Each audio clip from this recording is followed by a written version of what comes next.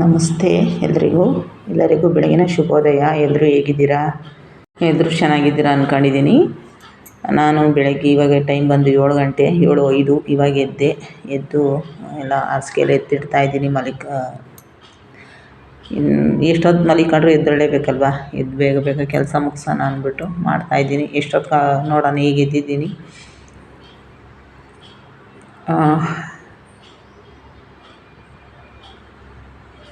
ಎದ್ದು ಬಾಗಿಲು ತೊಳೆಯೋಣ ಅಂತ ಈಚೆ ಬಂದೆ. ಬಾಗಿಲು ಶನಿವಾರ ಇವತ್ತು, ಅದಕ್ಕೆ ಬಾಗಿಲು ತೊಳೆಯೋಣ ಅಂತ. ಟೈಮ್ ಬಂದು 7:15.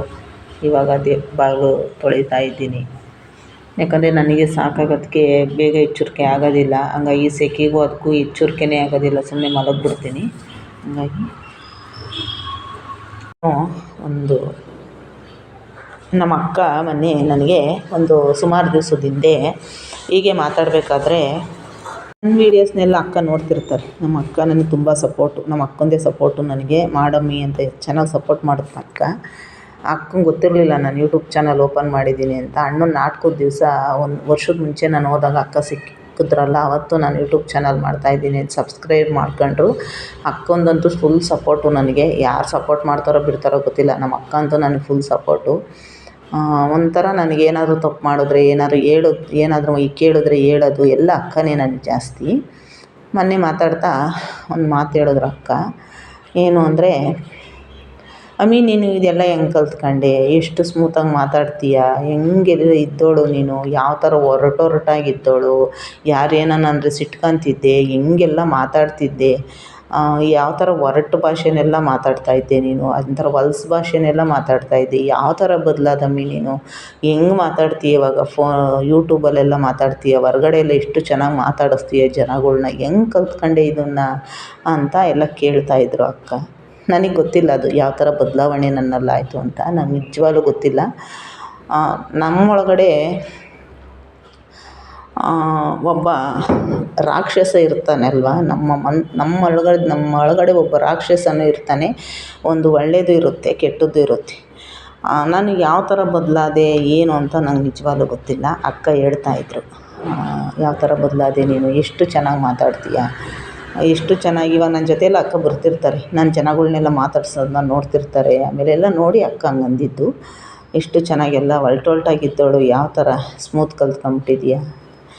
ನಾನು ನಿಜವಾಗ್ಲೂ ಹೇಳ್ಬೇಕಂದ್ರೆ, ನಾನು ಅಕ್ಕ ಹೇಳಿದ್ದು ನಿಜ. ನಾನು ಅದೇ ಥರನೇ ಇದ್ದಿದ್ದು. ಯಾರ ಮೇಲೆ ಅಂದರೆ ಅವ್ರು ಸಿಟ್ಕೊಂಬಿಡೋದು, ಜಗಳ ಆಡೋದು, ಆಮೇಲೆ ಹೆಂಗಂದ್ರೆ ಹಂಗೆ ಹೊಲ್ಸು ಮಾತುಗಳೆಲ್ಲ ಬೈಯೋದು ಎಲ್ಲ ಮಾಡ್ತಿದ್ದೆ. ಇದನ್ನು ಯಾಕೆ ನಾನು ಕಲ್ತ್ಕೊಂಡಿದ್ದೆ ಅಂದರೆ, ನಮ್ಮ ತಂದೆ ತಾಯಿ ಮನೆಯಲ್ಲಿ ನಮ್ಗೆ ಇದನ್ನು ಕಲಿಸಿರ್ಲಿಲ್ಲ. ನಮ್ಮ ತಂದೆ ತಾಯಿ ಯಾವ ಥರ ಅಂದರೆ, ಅವ್ರು ಜಗಳ ಆಡಿದರೆ ನಮಗೆ ಗೊತ್ತೇ ಆಗ್ತಿರ್ಲಿಲ್ಲ. ಆಮೇಲೆ ಅವ್ರು ಜಗಳ ಆಡ್ಬೇಕಾದ್ರೆ ನಮ್ಮನ್ನ ನಿಲ್ಲಿಸ್ತಾ ಇರಲಿಲ್ಲ, ಗದರ್ಸ್ ಕಳಿಸ್ಬಿಡೋದು ನಮ್ಮಪ್ಪ ಹೊರಗಡೆ. ನಡೀರಿ ಇಲ್ಲೇ ನಿಮಗೆ ಕೆಲಸ ಅಂತ ಬೈದ್ಬಿಡೋದು ನಮ್ಮಪ್ಪ. ಯಾಕಂದರೆ ಕೇಳಿಸ್ಕೊಂತವೆ ಮಕ್ಳುಗಳು ಅಂತ.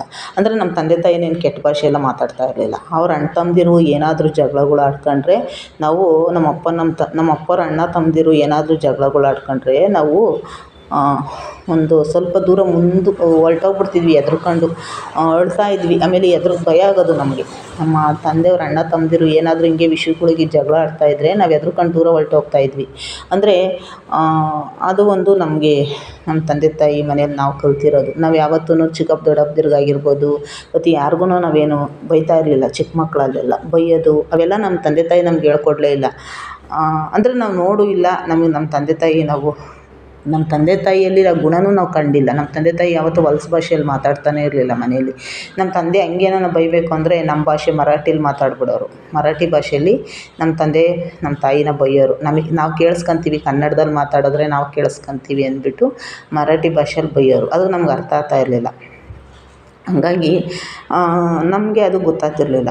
ನಮಗೆ ಅವರು ಅಣ್ಣ ತಮ್ಮದಿರು ಜಗಳ ಆಡಲಿ, ಅವರು ಏನೇ ಮಾಡಲಿ, ನಮ್ಮ ತಂದೆ ತಾಯಿ ಮನೆಯಲ್ಲಿ ನಾವು ಯಾವತ್ತೂ ಸಹ ಒಂದು ದಿವಸನೂ ನಮ್ಮ ತಂದೆ ತಾಯಿ ಕೆಟ್ಟ ಪದದಲ್ಲಿ ನಮ್ಮನ್ನು ಬಳಸ್ತಾ ಇರಲಿಲ್ಲ. ಒಂದು ದಿವಸನೂ ನಮ್ಮ ತಾಯಿನೂ ಅಷ್ಟೇ. ಒಂದು ದಿವಸ ಹೇಳ್ಬೇಕು ಅಂದರೆ, ನಿಜವಾಗ್ಲೂ ಅಂಥ ತಂದೆ ತಾಯಿ ಹೊಟ್ಟೇಲಿ ಹುಟ್ಟಿರೋದು ನಮ್ಗೆ ಯಾವ ಜನ್ಮದ ಪುಣ್ಯನೋ ಗೊತ್ತಿಲ್ಲ. ಅದರಲ್ಲೂ ನಮ್ಮ ಅಪ್ಪಾಜಿ ಅಂತ ಅಪ್ಪ ಸಿಗೋದು ನಮಗೆ ತುಂಬ ಅಂದರೆ ತುಂಬ ಪುಣ್ಯ. ಯಾಕಂದರೆ ನಮ್ಮ ಅಪ್ಪಾಜಿ ನಮ್ಮ ಜೊತೇಲಿಲ್ಲ. ನಿಜವಾಗ್ಲೂ ಅಂಥ ತಂದೆ ನಮಗೆ 7 ಜನಕ್ಕೂ ಸಿಗ್ಲಪ್ಪ ಅಂತ ನಾನು ಆ ದೇವರಲ್ಲಿ ಕೇಳ್ಕೊತೀನಿ. ಯಾಕಂದರೆ ನಮ್ಮ ತಂದೆ ಅಷ್ಟು ನಮ್ಮನ್ನು ಶಿಸ್ತಾಗಿ ಬೆಳೆಸಿದ್ದು. ಬಟ್ ಆದರೆ ಯಾವತ್ತೂ ಕೆಟ್ಟ ಪದದಲ್ಲಿ ಹೆಣ್ಮಕ್ಳನ್ನ ಒಂದು ದಿವಸ ಬೈದಿದ್ದು ತಂದೆಯೇ ಅಲ್ಲ ಅವರು.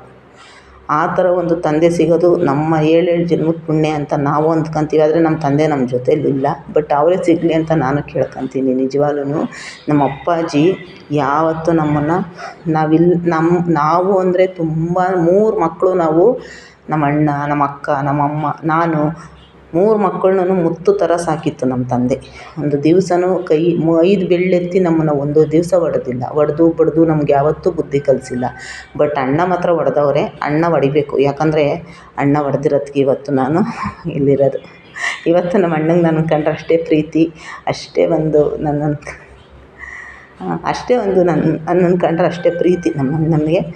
ನಮ್ಮ ಅಣ್ಣ ಹೊಡೆದಿರೋದಕ್ಕೆ ನಾನಿವತ್ತು ಇಲ್ಲಿದ್ದೀನಿ. ಯಾಕಂದರೆ ಅಣ್ಣ, ನಮ್ಮಪ್ಪ ನನಗಿಬ್ಬರು ತಂದೆದಿರೇ. ನನಗಿಬ್ಬರು, ಒಬ್ಬರು ಬುದ್ಧಿ ಕಲಿಸಿದ್ದು ತಂದೆ, ಒಬ್ಬರು ಜನ್ಮ ಕೊಟ್ಟಿದ್ದು ತಂದೆ.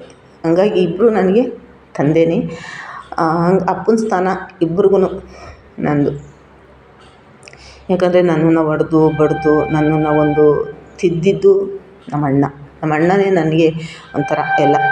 ಹಂಗಾಗಿ ಬಟ್ಟೆ ನೋಡಿ, ಇಷ್ಟೊಂದು ಬಟ್ಟೆ ಒಗಿಬೇಕು ನಾನು ಹೇಳ್ತೀನಿ ಇನ್ನು ಮುಂದಕ್ಕೆ. ನೋಡಿ ಇಷ್ಟು ಬಟ್ಟೆ ನಾನಿವಾಗ ಒಗಿಬೇಕು. ನನಗೆ ಈ ಬಟ್ಟೆ ಒಗೆದೆ ಅರ್ಧ ಸೊಂಟ ನೋವು ಜಾಸ್ತಿ ಆಗಿರೋದು.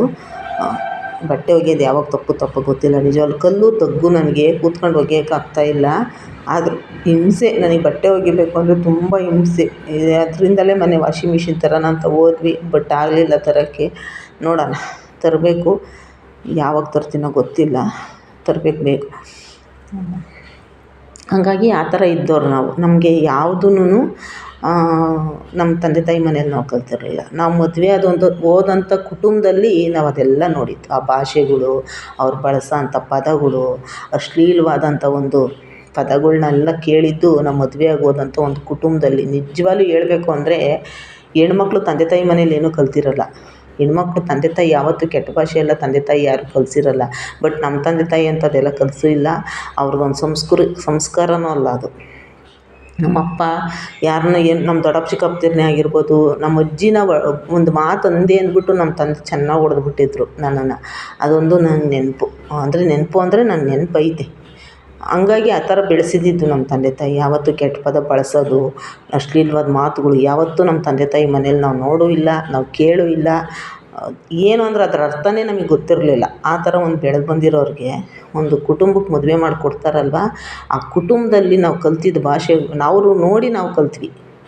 ನನಗೆ ಇವಾಗ ಅನ್ನಿಸ್ತೈತಿ, ಅಪ್ಪ ನಾನು ಅವಾಗೆಲ್ಲ ಎಂತೆಂಥ ಮಾತಾಡ್ತಾಯಿದ್ದೆ, ನನಗೆ ಯಾಕೆ ಕಲ್ತ್ಕೊಂಡಿದ್ದೇವೆ ಎಲ್ಲ ನಾನು ಅಂತ. ಇವತ್ತೂನು ನನಗೆ ಆ ಭಾಷೆ ಬಳಸೋಕ್ಕೆ ನಾನು ಇಷ್ಟಪಡಲ್ಲ. ನಾನು ಬಳಸೋದು ಇಲ್ಲ. ನನಗೆ ಬೇಡ, ನಾನು ಬಿಟ್ಟುಬಿಟ್ಟೆ.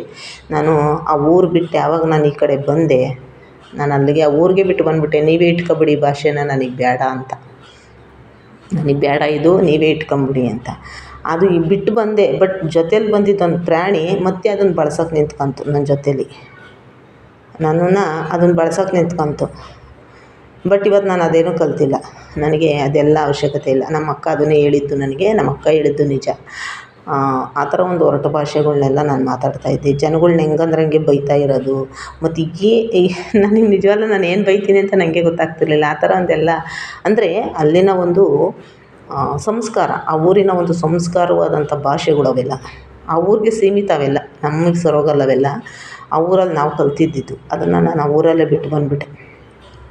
ಹಂಗಾಗಿ ಇವಾಗ ನಾನು ಫ್ಯಾಕ್ಟ್ರಿಗಳು, ಜನಗಳ ಮಧ್ಯದಲ್ಲಿ ಜನಗಳು ಯಾವ ಥರ ಭಾಷೆ ಮಾತಾಡ್ತಾರೆ, ಜನಗಳ್ನ ಯಾವ ಥರ ಗೌರವಿಸ್ಬೇಕು, ಜನಗಳ ಜೊತೆ ಯಾವ ಥರ ಮಾತಾಡಬೇಕು. ಒಂದು ಮಗಿನ ಜೊತೆ ನಾವು ಮಾತಾಡಬೇಕಾದ್ರೂ ಊಟ ಆಯ್ತಾ, ತಿಂಡಿ ಆಯ್ತಾ ಅಂತಲೇ ಮಾತಾಡಬೇಕು. ಯಾಕೆ ಗೊತ್ತಾ, ಮಗಿಗೂ ತಂದೆ ಆದಂಥ ಗೌರವ ಇರುತ್ತೆ.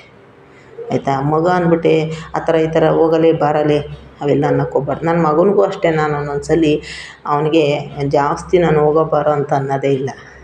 ಹೋಗಪ್ಪ, ಬಾರಪ್ಪ, ಏನಪ್ಪ, ಈ ಥರನೇ ನಾನು ಮಾತಾಡೋದು. ಯಾಕಂದರೆ ಮಕ್ಳಿಗೂ ಅಷ್ಟೇ ನಾವು ಗೌರವದಿಂದ ಮಾತಾಡಿಸ್ಬೇಕು. ಮಕ್ಳಿಗೆ ನಾವು ಯಾವ ಥರ ಗೌರವದಿಂದ ಮಾತಾಡಿಸ್ಬೇಕು, ಅವ್ರಿಗೆ ಆದಂಥ ಒಂದು ಗೌರವ ಇರುತ್ತೆ. 10 ಜನಗಳು ಮಧ್ಯದಾಗ ನಿಂತ್ಕೊಂಡ್ಬಿಟ್ಟು ಮಕ್ಕಳನ್ನ ಕಚಡವಾಗಿ ಬೈದರೆ ಅವ್ರಿಗೆ ಅವಮಾನ ಆಗುತ್ತೆ. ಸುತ್ತಲೂ ಜನ ನೋಡ್ತಿರ್ತಾರೆ, ಅವಮಾನ ಆಗುತ್ತೆ. ನಾವು ಮಾತಾಡೋ ಭಾಷೆನ ನಾವು ಬದಲಾಯಿಸ್ಕೋಬೇಕು. ಹಂಗಾಗಿ ನಾನು ಬದಲಾಯಿಸ್ಕೊಂಬಿಟ್ಟೆ. ನನಗೆ ಒರಟು ಭಾಷೆ, ಒರಟು ಮಾತುಗಳು ಹಂಗೆ ಹೆಂಗಂದ್ರೆ ಹಂಗೆ ಮಾತುಗಳು ಆಡೋರು ಕಂಡ್ರೆ ನನಗೆ ಇಷ್ಟ ಆಗೋಲ್ಲ. ನಾನು ಈಗಲೂ ಅಷ್ಟೇ, ನನ್ನ ಜೊತೆ ಯಾರಾದರೂ ಅಸಭ್ಯವಾಗಿ ವರ್ತನೆ ಮಾಡೋದು ಮತ್ತು ಅಶ್ಲೀಲವಾಗಿ ಮಾತಾಡೋರು ಕಂಡ್ರೆ ನನಗೆ ಇಷ್ಟ ಆಗೋದಿಲ್ಲ. ನಾನು ದೂರ ಇದ್ದುಬಿಡ್ತೀನಿ ಅವರಿಂದ. ಬೇಡ ಪದಗಳು ನಾನು ಬಳಸಲ್ಲ ಅಂತ. ಬಟ್ ಆದರೆ ಬೇಡ, ಅವ್ರು ಬಳಸ್ಕೊಳ್ಳಿ, ಅವ್ರಿಷ್ಟ, ಆದರೆ ನಾನು ಬಳಸಲ್ಲ. ನನಗೆ ಈ ಥರ ಒಂದು ನಮ್ಮ ತಂದೆ ತಾಯಿ ಮನೆಯಲ್ಲಿ ನಮಗೆ ಕಲಿಸಿದ್ದು. ನಮ್ಮ ತಂದೆ ತಾಯಿಯೇ ನಮಗೆ ಮೊದಲನೇ ದೇವರು. ಯಾಕಂದರೆ ನಮ್ಮ ತಂದೆ ತಾಯಿ ಮನೆಯಿಂದಲೇ ನಾವು ಕಲ್ತು ಬಂದಂಥ ಒಂದು ಪಾಠ. ನಮ್ಮ ಅಕ್ಕನೂ ಅಷ್ಟೇ ಸ್ಮೂತು. ನಮ್ಮ ಅಕ್ಕನೂ ಅಷ್ಟೇ. ಇವತ್ತು ನಮ್ಮ ಅಕ್ಕನ ಬಾಯಲ್ಲಿ ಒಂದು ಕೆಟ್ಟ ಶಬ್ದ ನಾನು ಇವತ್ತು ಕೇಳಿಲ್ಲ, ಒಂದು ದಿವಸನೂ ನಾನು ಕೇಳಿಲ್ಲ ನಮ್ಮ ಅಕ್ಕನ ಬಾಯಲ್ಲಿ. ನಮ್ಮ ಅಣ್ಣ ಇದ್ದಿದ್ದು ಇಲ್ಲ. ನಮ್ಮ ಅಣ್ಣನೂ ಆಡೋರು, ಅವಾಗೆಲ್ಲ ಫಸ್ಟೆಲ್ಲ ಬೈಯೋರು, ಬಟ್ ಇವಾಗ ಬೈಯಲ್ಲ. ನಮ್ಮ ಅಣ್ಣನೂ ಸ್ಮೂತ್ ಆಗಿಬಿಟ್ರು. ಯಾಕಂದರೆ ನಾಟಕದ ಮೇಷ್ಟ್ರಾದರು, 4-5 ತಿರುಗಾಡ್ತಾರೆ. ಒಂದು ಒಳ್ಳೆ ಗೌರವಾನ್ವಿತ ಒಂದು ವ್ಯಕ್ತಿಯಾಗಿದ್ದಾರೆ ನಮ್ಮ ಅಣ್ಣ ಇವತ್ತು. ಹಾಗಾಗಿ ನಮ್ಮ ಅಣ್ಣನ ಇವತ್ತು ಬಳಸಲ್ಲ. ಯಾಕಂದರೆ ನಮ್ಮ ತಾಯಿ ತವಲು ನಾವು ನೋಡಿಲ್ಲ. ನಮ್ಮ ತಾಯಿನೂ ಅಷ್ಟೇ. ಇಷ್ಟೇ ಒಂದು ಸಿಟ್ಟಿರ್ಬೋದು ಹೆಣ್ಮಕ್ಳ ಮೇಲೆ ಮಾತ್ರ ಯಾವುದೇ ಕಾರಣಕ್ಕೂ ಹೆಣ್ಮಕ್ಳಿಗೆ ಅಶ್ಲೀಲವಾಗಿ ಬೈಯೋದಾಗಿರ್ಬೋದು, ಒಂದು ಏನು ನಮ್ಮ ತಾಯಿ ಬಳಸಿರೋದೇ ನಾವು ನೋಡಿಲ್ಲ. ಹಾಗಾಗಿ ಕೆಲವೊಂದು ಅಶ್ಲೀಲವಾದ ಪದಗಳು ಆ ಥರ ಒಂದು ವಾತಾವರಣ ಆ ಥರ ಮಾಡಿಬಿಡುತ್ತೆ. ಹಾಗಾಗಿ ನಾನು ಸ್ವಲ್ಪ ನನ್ನಲ್ಲಿ ನಾನೇ ಬದಲಾವಣೆ ಆಗಿದ್ದೀನಿ ಅಂತ ನನಗನ್ನಿಸ್ತಾ ಐತೆ. ನಾನೇ ಅಂದ್ಕೊತೀನಿ ಒಂದೊಂದ್ಸಲ. ನಾನು ಕೂತ್ಕೊಂಡು ಯೋಚನೆ ಮಾಡಿದಾಗ ಯೋಚನೆ ಮಾಡ್ತಾಯಿರ್ತೀನಿ ಒಂದೊಂದು ದಿವಸ, ಹೆಂಗೆ ನಾನು ಇದೆಲ್ಲ ಹೆಂಗೆ ಕಲ್ತ್ಕೊಂಡೆ, ಯಾವ ಥರ ಮಾತಾಡ್ತೀನಿ ಅಂತ. ನನ್ನನ್ನು ಏನನ್ನೋರು ಅಂದರೆ, ಇವಳು ದರಿದ್ರ, ಇವಳು ಸರಿ ಇಲ್ಲ, ಆಮೇಲೆ ಇವಳಿಗೆ ಕೆಲಸ ಮಾಡೋಕ್ಕೆ ಬರೋಲ್ಲ, ಆಮೇಲೆ ಇವಳಿಗೆ ಒಂದು ಪೂಜೆ ಮಾಡೋಕ್ಕೆ ಬರೋಲ್ಲ, ಒಂದು ಸಂಸಾರನೇ ಮಾಡೋಕ್ಕೆ ಬರೋಲ್ಲ, ಒಂದು ಕೂಡಿಕ್ಕಕ್ಕೆ ಬರೋಲ್ಲ. ಕೂಡಿಕ್ಕೋದು ಅಂದರೆ ಏನು ಅಂತ ನನಗೇನೂ ಗೊತ್ತಿಲ್ಲ, ಬಟ್ ಹೇಳೋರು ಅವರು ಕೂಡಿಕ್ಕಕ್ಕೆ ಬರೋಲ್ಲ ಅಂತ. 4 ಜನಕ್ಕೆ ಏನು ಗೊತ್ತಾ ಅವರೆಲ್ಲ. ಆಮೇಲೆ ನಮ್ಮ ಆಸ್ತಿಗೆ ಬಂದಿರೋಳು, ಆಮೇಲೆ ಇವಳಿಗೆ ಏನೂ ಬದುಕು ಬರೋಲ್ಲ, ಇವಳಿಗೆ ಸಂಸಾರನೇ ಬರೋಲ್ಲ, ಒಂಥರ ದರಿದ್ರ. ಇವಳು ಬಂದ ಮೇಲೆ ನಮ್ಮ ಮನೆಗೆ ದರಿದ್ರ ಬಂದುಬಿಡ್ತು, ನಮ್ಮ ಮನೆಗೆ ತಿನ್ನೋಕೆ ಅನ್ನಿಲ್ದಂಗೆ ಆಗೋಯ್ತು, ಈ ಥರ ಎಲ್ಲ ಕೆಲಸ. ಆಮೇಲೆ ನಮ್ಮ ಮನೆ ದನ ಕರುಗಳು ಹಿಂಡಿದ್ವು, ದನ ಕರುಗಳೆಲ್ಲ ಹೊರಟೋದ್ವು. ನಮ್ಮ ಮನೇಲಿ ಮೂಟೆ ಬೆಳೀತಿದ್ವಿ, ನಮ್ಮ ಮನೇಲಿ ಮೂಟೆ ಎಲ್ಲ ಬಗ್ಗನ ಭಸ್ಮ ಆಗೋಯ್ತು, ಎಲ್ಲ ಆಗೋಯ್ತು. ಇವಳು ಬಂದು ಕಾಲಿಕ್ಕಿದ ಮೇಲೆ ನಮ್ಮ ಮನೆ ಸರ್ವನಾಶನೇ ಆಗೋಯ್ತು ಅನ್ನೋ ಥರ ಮಾತಾಡೋರು. ಮನೆಗೆ ಮದುವೆ ಒಂದು ಬಡ ಕುಟುಂಬದಲ್ಲಿ ಒಂದು ನಮ್ಮ ತಂದೆ ತಾಯಿ ಅವ್ರ ಮಾತು ಎತ್ತಿದ್ರೆ ಅವ್ರು ಭಿಕ್ಷುಕರು ಮನೆಯಿಂದ ಮದುವೆ ಮಾಡ್ಕೊಂಬಂದ್ವಿ, ಭಿಕ್ಷುಕರು ಮನೆಯಿಂದ ಮದುವೆ ಮಾಡ್ಕೊಂಬಂದ್ವಿ ಅಂತ ಯಾವಾಗಲೂ ಚುಡಾಯಿಸೋರು. ನನಗವಾಗ ಬೇಜಾರಾಗೋದು, ನಮ್ಮ ತಂದೆ ತಾಯಿ ಭಿಕ್ಷುಕರು ಮನೆಯಿಂದ ಮದುವೆ ಮಾಡ್ಕೊಂಡು ಬಂದಿದ್ದೀವಿ ಅಂತ ಅದೊಂದು ಬೇಜಾರಾಗೋದು. ಬಟ್ ನನ್ನ ರಿಯಾಕ್ಷನ್ ಏನೂ ಕೊಡ್ತಾ ಇರಲಿಲ್ಲ. ಭಿಕ್ಷುಕರು ಮನೆಯಿಂದ ಮದುವೆ ಮಾಡ್ಕೊಂಡು ಬಂದು ಭಿಕ್ಷುಕರೇ ನಮ್ಮ ತಂದೆ ತಾಯಿ ಭಿಕ್ಷೆ ಬೇಡ ಸಾಕಿರೋದು. ನಾವು ಹೇಳ್ತೀವಿ, ನಾವು ಯಾವತ್ತೂ ನಮ್ಮ ತಂದೆ ತಾಯಿ ಐಷಾರಾಮಿಯಾಗಿ ಬದುಕಿದ್ರು, ನಾವು ಐಷಾರಾಮಿಯಾಗಿದ್ವಿ ಅಂತ ನಾವು ಯಾವತ್ತೂ ಎಲ್ಲೂ ಹೇಳ್ಕೊಳಕ್ಕೆ ಹೋಗಲ್ಲ, ಹೇಳ್ಕೊಂಡು ಇಲ್ಲ, ಹೇಳ್ಕೊಳ್ಳೋದು ಇಲ್ಲ. ನಮ್ಮ ಭಿಕ್ಷುಕರು ಮನೆಯಿಂದ ಒಂದು ಬಡವ್ರ ಹೆಣ್ಮಗಳನ್ನ ತಗೊಂಡೋಗಿ ಮದುವೆ ಮಾಡ್ಕೊಂಡ್ಮೇಲೆ ಮನೆಗೆ ಬಂದಂಥ ಒಂದು ಹೆಣ್ಮಗಳಿಗೆ ಯಾವ ಥರ ಗೌರವ ಕೊಡಬೇಕು, ಅವಳನ್ನ ಯಾವ ಥರ ಯೂಸ್ ಮಾಡ್ಕೋಬೇಕು, ಅವಳನ್ನ ಯಾವ ಥರ ಅವಳಿಗೂ ಒಂದು ಫ್ರೀಡಮ್ ಕೊಡಬೇಕು, ಅವಳನ್ನು ಚೆನ್ನಾಗಿ ನೋಡ್ಕೋಬೇಕು, ಅವಳು ನಮ್ಮ ಮಗಳ ಥರ ಅಲ್ವಾ ಅನ್ನೋದು ಆ ಕುಟುಂಬದಲ್ಲಿ ಇರಲಿಲ್ಲ.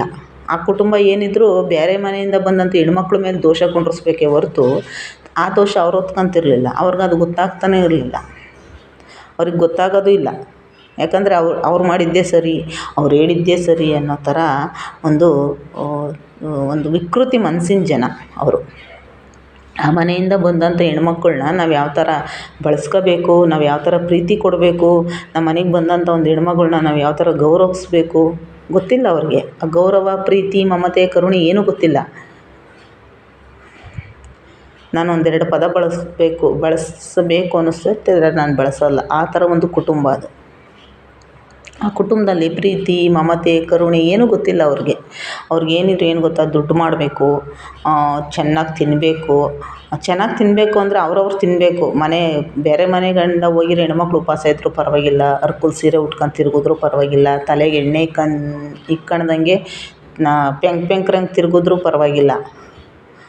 ಅವರು ಚೆನ್ನಾಗಿ ತಿನ್ನಬೇಕು, ಕದ್ದು ಮುಚ್ಚಿ ಚೆನ್ನಾಗಿ ತಿನ್ನಬೇಕು. ಆ ಥರ ಕೆಲಸ ಮಾಡೋಕ್ಕೆ ಅವ್ರ ಮನೆಯಲ್ಲಿ ಕೆಲಸ ಮಾಡೋಕ್ಕೆ ಒಂದು ಆಳು ಬೇಕಿತ್ತು.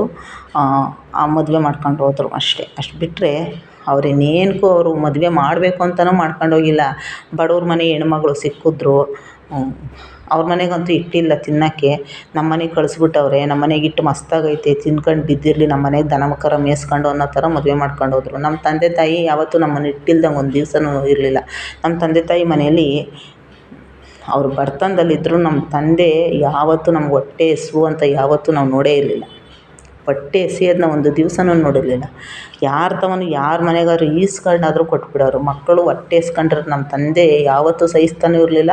ನಮ್ಮ ತಂದೆ ಯಾವತ್ತೂ ಅದನ್ನು ತೋರಿಸೂ ಇರಲಿಲ್ಲ. ಹೊಟ್ಟೆ ಹಸಿವಿಂದ ಏನು ಅನ್ನೋದು ನಮ್ಮ ತಂದೆ ತಾಯಿ ಮನೇಲಿ ನಾವು ನೋಡೇ ಇಲ್ಲ. ನಾವು ಮದುವೆ ಮಾಡ್ಕೊಂಡು ಹೋದಂಥ ಕುಟುಂಬದಲ್ಲಿ ನೋಡ್ಬಿಟ್ವಿ ಹೊಟ್ಟೆ ಹಸಿವು, ಬಡತನ ಎಲ್ಲ ನೋಡಿದ್ವಿ. ಐಷಾರಾಮಿ ಬದುಕಿದವ್ರು ಅಂತವರು. ತುಪ್ಪ ಅನ್ನನೇ ಇಟ್ಟು ದೇವ್ರಿಗೆ ಪೂಜೆ ಮಾಡೋರಂತೆ, ಮೊಸರನ್ನನೇ ಇಟ್ಟು ಪೂಜೆ ಮಾಡೋರಂತೆ. ಆ ಮನೆಗೆ ಸೊಸೆಗೆ ತುಪ್ಪ ಅನ್ನನೂ ಇಲ್ಲ, ಮೊಸರನ್ನನೂ ಇಲ್ಲ, ಬರೀ ಉಪವಾಸ. ಆ ಮನೆಗೆ ಹೋಗಿರೋಂಥ ಸೊಸೆಗೆ ದನ ಮೇಯ್ಸೋಕ್ಕೆ, ಅವ್ರ ಮನೆ ದನಿಗೆ ಹುಲ್ಲು ತರೋಕ್ಕೆ, ಅವ್ರ ಮನೆ ತಿಪ್ಪೆಗೆ ಕಸ ಹಾಕೋಕ್ಕೆ ಇಷ್ಟಕ್ಕಷ್ಟೇ ಸೀಮಿತ. ಅವ್ರ ಮನೆಯಲ್ಲಿ ಅವಳು ಊಟ ಮಾಡಿದ್ಲಾ ಇಲ್ವಾ, ಹೆಣ್ಮಗ್ಳು ಏನು ಮಾಡ್ಕೊಂಡ್ಳು ಇಲ್ಲ, ಅವ್ರ ಮಗನ ಕೈಲಿ ಚೆನ್ನಾಗಿ ಒಡ್ಸೋಕ್ಕೆ ಅಷ್ಟೇ ಆ ಮನೆಗೆ ಕರ್ಕೊಂಡೋಗಿ ಮದುವೆ ಮಾಡ್ಕೊಂಡು ಹೋಗಿದ್ದಿದ್ದು ಆ ಮನೆ ಸೊಸೆನ. ಕಂಡವ್ರ ಮನೆ ಹೆಣ್ಮಕ್ಳುಗಳ್ಗೆ, ಬಡವ್ರ ಮನೆ ಹೆಣ್ಮಕ್ಳುಗಳ್ಗೆ ಎಷ್ಟು ಒಂದು ಕೆಟ್ಟದಾಗೆಲ್ಲ ತೋರಿಸಿದ್ರು. ಹಾಗಾಗಿ ಅಶ್ಲೀಲವಾದ ಪದಗಳ್ನ ಅವ್ರು ಬೈತಾ ಇದ್ದಿದ್ದೆಲ್ಲ ಬರೀ ಅಶ್ಲೀಲವಾದ ಪದನೇ. ಆ ಮನೆ ಸೊಸೆಗೆ ಬೈತಾ ಇದ್ದಿದ್ದೆಲ್ಲ ಅಶ್ಲೀಲವಾದ ಪದಗಳೇ. ಒಂದು ಒಳ್ಳೆ ಶಬ್ದ ಅವ್ರ ಬಾಯಲ್ಲಿ ಬರ್ತಾ ಇರಲಿಲ್ಲ. ಒಂದು ಒಳ್ಳೆ ಶಬ್ದ ನೋಡೂ ಇಲ್ಲ, ಕೇಳ್ತಾನೂ ಇರಲಿಲ್ಲ ನಾನು. ಅದು ಅವ್ರ ಮನೆ ಸಂಸ್ಕಾರ, ಅವ್ರ ಮಕ್ಳಿಗೆ ಕಲಿಸಿದಂಥ ಕಲ್ಚರು ಅದೆಲ್ಲ. ಅವ್ರ ಮಕ್ಕಳು ಬಾಯಲ್ಲಿ ಬರ್ತಿದ್ದಿದ್ದ ಭಾಷೆನೂ ಅದೇನೇ. ಅವ್ರೇನು ಗೊತ್ತಾ, ಪಕ್ಕದಾಗ ಯಾರಾದರೂ ಊಟಕ್ಕೆ ಕೂತವ್ರೆ ಅಂದರೆ ಅವ್ರ ತಟ್ಟೆ ನೋಡ್ತಾ ಇರಲಿಲ್ಲ. ಅವ್ರ ತಟ್ಟೆಗೆ ಮಸ್ತಾಗಿ ಹಾಕ್ಕೊಂಡು ತಿಂದುಬಿಡ್ಬೇಕು. ಇನ್ನೊಬ್ರು ಉಪವಾಸ ಕೂತ್ಕೊಂಡ್ರೂ ಪರವಾಗಿಲ್ಲ, ಉಪವಾಸ ಮಲಿಕೊಂಡ್ರೂ ಪರವಾಗಿಲ್ಲ, ಉಪವಾಸ ಸತ್ತೋದ್ರೂ ಪರವಾಗಿಲ್ಲ, ಒಟ್ಟಿನಲ್ಲಿ ಏನು ಅವ್ರ ಹೊಟ್ಟೆ ತುಂಬ ತಿನ್ನಬೇಕು, ಅವ್ರು ಚೆನ್ನಾಗಿರಬೇಕು. ಆ ಥರ ಒಂದು ಕಟ್ಕೂರು ಕುಟುಂಬ ಅಂತ ನಾನು ಹೇಳ್ತೀನಿ. ಈ ಪದ ನಾನು ಬಳಸ್ತಿದ್ದೀನಿ ಇವತ್ತು. ಅಂಥ ಒಂದು ಕಟ್ಕೂರು ಕುಟುಂಬ ಅಂತ. ಆ ಕುಟುಂಬದಲ್ಲಿ ನಾವು ಅಶ್ಲೀಲವಾದ ಪದಗಳ್ನ ಕಲಿಬೇಕಾಗುತ್ತೆ. ಅದನ್ನು ನಾನು ಈ ಸಿಟಿಗೆ ಬಂದಮೇಲೆ ನನ್ನಲ್ಲಿ ಚೇಂಜ್ ಮಾಡ್ಕೊಂಬಿಟ್ಟೆ. ನನ್ನ ಸಿಟಿಗೆ ಬಂದಮೇಲೂ ತುಂಬ ಜನ ನನಗೆ, ಆ ಕುಟುಂಬದಿಂದ ತುಂಬ ಜನ ನಂಗೆ ಕೊಟ್ಟರು ಟಾರ್ಚರ್ಗಳು. ಸಿಟಿಲಿ ಅವಳೆ ಬದುಕ್ತಾರೆ, ಚೆನ್ನಾಗಿ ಕೆಲ್ಸಕ್ಕೆ ಹೋಗ್ತಾಳೆ, ಮಸ್ತಾಗಿ ದುಡಿತಾರೆ, ನಮಗೆ ನೋಡ್ಕೊಳ್ಳಲ್ಲ ಅಂತ. ನೀವು ನಮ್ಮನ್ನು ಗೌರವದಿಂದ ನೋಡಿದ್ರೆ ತಾನೇ ನಾವು ನಿಮ್ಮನ್ನು ನೋಡ್ಕೊಳ್ಳೋದು ಅಲ್ವಾ. ನೀವೇ ನಮ್ಮನ್ನು ಗೌರವ ಕೊಡೋಲ್ಲ ಅಂದಮೇಲೆ ನಾವ್ಯಾಕೆ ನೋಡ್ಕೋಬೇಕು ಅಲ್ವಾ. ಆಮೇಲೆ ಅವ್ರ ಮನೆಗೆ ಒಬ್ಬ ತಾತ ಇದ್ದಾರೆ. ಆ ತಾತನಿಗೆ ಯಾರಾದರೂ ಜಗಳಕ್ಕೆ ಹೋಗ್ಬಿಟ್ರೆ ಸೊಸೆದಿರು ಅನ್ನೋದು ನೋಡೋಲ್ಲ, ತಾತ ಹೊಡೆದೇ ಬಿಡೋದೆ. ತಾತ ಅಂದರೆ ಅದು ನಾನು ಯಾವ ಥರ ಹೇಳ್ಕೋಬೇಕು ನನಗೆ ಗೊತ್ತಿಲ್ಲ. ಮಾವ ಅನ್ನೋದೊಂದು ಪದ ಬಳಸ್ತೀನಿ ಅಷ್ಟೇ ನಾನು. ಆ ಮಾವ ಅನ್ನೋ ಒಂದು ಜೀವ ಆ ಸೊಸೆದಿರನ್ನ ಹೊಡೆದೇ ಬಿಡೋದೆ, ದೊಣ್ಣೆ ಎತ್ಕೊಂಡು ಹೊರಟೋಗ್ಬಿಡೋದು ಹೊಡೆಯೋಕ್ಕೆ. ಸೊಸೆದಿರು ಅನ್ನೋದು ನೋಡೋಲ್ಲ. ಸೊಸೆದಿರು ಅಮ್ಮದಿರನ್ನೆಲ್ಲ ಅಶ್ಲೀಲವಾಗಿ ಬೈಯೋದು. ಇದು ಆ ತಾತ ಕಲ್ತಿರೋ, ಮಾವ ಅನ್ನೋ ಒಂದು ವ್ಯಕ್ತಿ ಕಲ್ತಿರೋದು ಒಂದು ಕಲ್ಚರು. ಆ ಮಾವ ಅನ್ನೋ ವ್ಯಕ್ತಿಗೆ ವಯಸ್ಸಾಗೈತೆ ಅಷ್ಟೇ, ಇನ್ನೂ ಯಾರ್ದನ ಮೇಲೆ ಜಗಳಕ್ಕೆ ಬಿದ್ದುಬಿಟ್ರೆ ಯಾರೇ ದುಡ್ಗಾಡ್ದಂಗೆ ಆಡುತ್ತೆ ಆ ಮಾವ ಅನ್ನೋ ಜೀವ. ಹಂಗೆ ಅದಂಥ ಒಂದು ಕಲ್ಚರಲ್ಲಿ ಅವ್ರು ಬೆಳೆದಿರೋದು.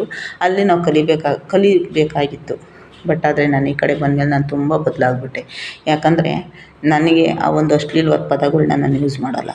ಇದುವರೆಗೂ ನನ್ನ ಮಗನ ಮುಂದೆ ನಾನೊಂದು ಅಶ್ಲೀಲವಾದ ಪದನೂ ನಾನು ಯೂಸ್ ಮಾಡೋಲ್ಲ. ಯಾಕೆ ಗೊತ್ತಾ, ಅವನು ವಯಸ್ಸಿಗೆ ಬಂದಿರೋ ಮಗ ಆಯಿತಾ. ಮಕ್ಳ ಮುಂದೆ ನಾವು ಯಾವ ಥರ ಮಾತಾಡಬೇಕು, ಬೇರೆ ಹೊರಗಡೆ ಜನಗಳ ಮುಂದೆ ನಾನು ಯಾವ ಥರ ಮಾತಾಡಬೇಕು ಅಂತ ಇದನ್ನು ನಾನು ಕಲ್ತಿದ್ದೀನಿ. ಯಾಕಂದರೆ ಹೆಂಗಂದ್ರೆ ಹಂಗೆ ಮಾತಾಡೋದು, ಅವ್ರದ್ದು ಇವ್ರಿಗೆ ಹೇಳೋದು, ಇವ್ರದ್ದು ಅವ್ರಿಗೆ ಹೇಳೋದು ನಾನು ಮಾಡೋಕ್ಕೆ ಹೋಗಲ್ಲ. ಅವೆಲ್ಲ ನನಗೆ ಇಷ್ಟವೂ ಆಗೋದಿಲ್ಲ. ಕೆಲ್ಸದ ಹತ್ರನೂ ಅಷ್ಟೇ. ನನ್ನ ಕೆಲಸ ಆಯಿತು, ನಾನಾಯ್ತು. ಈಗ ನಾನು ಕೆಲ್ಸಕ್ಕೆ ಹೋಗ್ತಾ ಇದ್ದೀನಲ್ಲ, ಆ ಜಾಗದಲ್ಲಿ ಎಲ್ಲರೂ ಚೆನ್ನಾಗಿ ಮಾತಾಡಿಸ್ತಾರೆ ನನಗೆ. ಪ್ರತಿಯೊಬ್ಬರೂ ಅಲ್ಲಿರೋ ಅಂಥ ಪೇಷಂಟ್ಗಳಾಗಿರ್ಬೋದು, ಸಿಸ್ಟ್ರ್ ಆಗಿರ್ಬೋದು, ಎಲ್ಲ ಪ್ರತಿಯೊಬ್ಬರು ಎಷ್ಟು ಚೆನ್ನಾಗಿ ಮಾತಾಡಿಸ್ತಾರೆ ಅಂದರೆ ಅದು ಒಂದು ನನಗೆ ಖುಷಿ.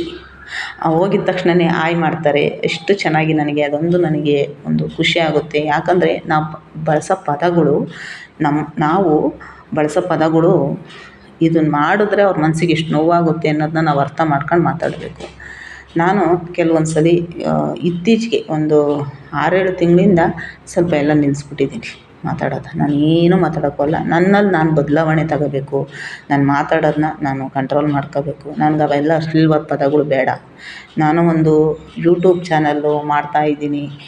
ನಾನು ಯಾವ ಥರ ಮಾತಾಡಬೇಕು ಅನ್ನೋದು ನಾವು ಅಳವಡಿಸ್ಕೋಬೇಕು ಮೇನ್.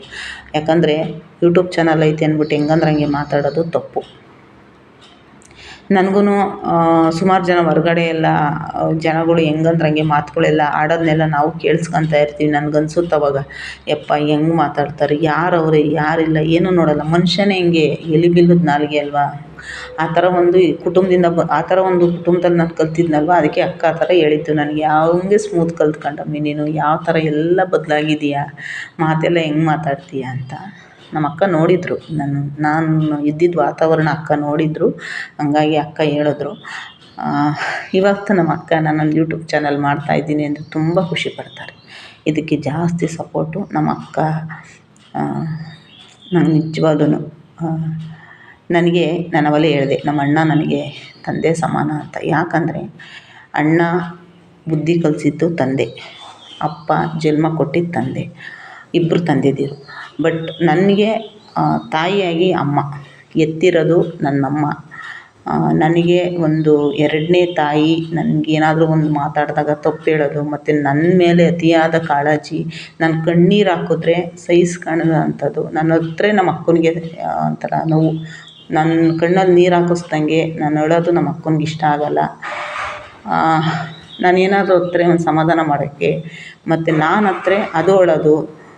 ನನ್ನ ಒಂದು ತುಂಬ ನನ್ನ ಅಂತರಾಳವಾಗಿ ಅರಿತ್ಕೊಂಡಿರೋದಂಥದ್ದು ಅಂದರೆ ನನ್ನ ಅಕ್ಕ. ಯಾಕಂದರೆ ನಾನು ನನ್ನ ಚಿಕ್ಕ ಹುಡುಗಿಯಿಂದಲೂ ನನ್ನನ್ನು ಜಾಸ್ತಿ ಹೆಚ್ಕೊಂಡಿದ್ದಂದರೆ ನನ್ನ ಅಕ್ಕ. ಯಾಕಂದರೆ ಅದಕ್ಕಿಂತ ಒಂದು 5 ವರ್ಷ ನಾನು ಚಿಕ್ಕವಳಂತೆ. ಹಂಗಾಗಿ ನನ್ನ ಕಂಡ್ರೆ ತುಂಬ ಅಂದರೆ ತುಂಬ ಪ್ರೀತಿ, ಮನಸ್ಫೂರ್ತಿಯಾಗಿ ನನ್ನನ್ನು ಒಂದು ಪ್ರೀತಿ ಮಾಡೋದು ಅಂದರೆ ಮಮತೆ, ತಾಯಿ ಮಮತೆ, ಪ್ರೀತಿ, ಪ್ರತಿಯೊಂದು ನನ್ನನ್ನು ತಂಗಿ ಅನ್ನೋದಕ್ಕಿಂತ ಒಂದು ಹೊಟ್ಟೆಗುಟ್ರ ಒಂದು ಮಗಳ ಥರ ನೋಡೋದು ಅಂದರೆ ನನ್ನ ಅಕ್ಕ. ನನ್ನ ಕಷ್ಟನ ಬೇಗ ಅರ್ಥ ಮಾಡ್ಕೊಂಡು, ನೀನು ಈ ಥರ ಮಾಡಮ್ಮ, ಇದು ಸರಿ ಇಲ್ಲ, ಇದು ತಪ್ಪು, ಇದು ಸರಿ, ಈ ಥರ ಇರು, ಕೊರಗಬೇಡ, ನೀನು ಯಾವಾಗಲೂ ಅಳಬೇಡ ಅಂತ ಒಂದು ಸಮಾಧಾನ ಹೇಳ್ಕೊಂಡು, ಒಂದು ನನ್ನ ಕಣ್ಣಲ್ಲಿ ನೀರು ಹಾಕಿಸ್ದಂಗೆ. ನಾನೇನಾದರೂ ಹತ್ರ ನಮ್ಮ ಅಕ್ಕ ಸಹಿಸ್ಕೊಳ್ಳಲ್ಲ. ನನ್ನ ಹತ್ರ ಫೋನೇ ಕಟ್ ಮಾಡಿಬಿಡುತ್ತೆ ನಮ್ಮ ಅಕ್ಕ, ಅಳೋದು ನೋಡೋಕ್ಕಾಗಲ್ಲ ಅಂತ. ನಾನು ಆವತ್ತಿನಿಂದ ಇದುವರೆಗೂ ಜೊತೆಯಲ್ಲಿ ಹುಟ್ಟಿದಾಗ್ಲಿಂದ ಇಲ್ಲಿವರೆಗೂ ನನ್ನ ಅಕ್ಕನೇ ನನಗೆ ಜಾಸ್ತಿ. ನಮ್ಮ ತಾಯಿಗಿಂತ ಒಂದು ಕೈ ಮೇಲು ಅಕ್ಕ. ಯಾಕಂದರೆ ನಮ್ಮ ತಾಯಿಗೆ ಒಂದೊಂದು ಸಲ ನನ್ನ ಕಷ್ಟ ಅರ್ಥ ಆಗೋಲ್ಲ, ಬಟ್ ಅಕ್ಕನ ಚೆನ್ನಾಗಿ ಅರ್ಥ ಮಾಡ್ಕೊತಾರೆ, ಅದನ್ನೇ ಹೇಳೋದು. ಹಾಗಾಗಿ ನನಗೆ ಎರಡನೇ ತಾಯಿ ನನ್ನ ಅಕ್ಕ.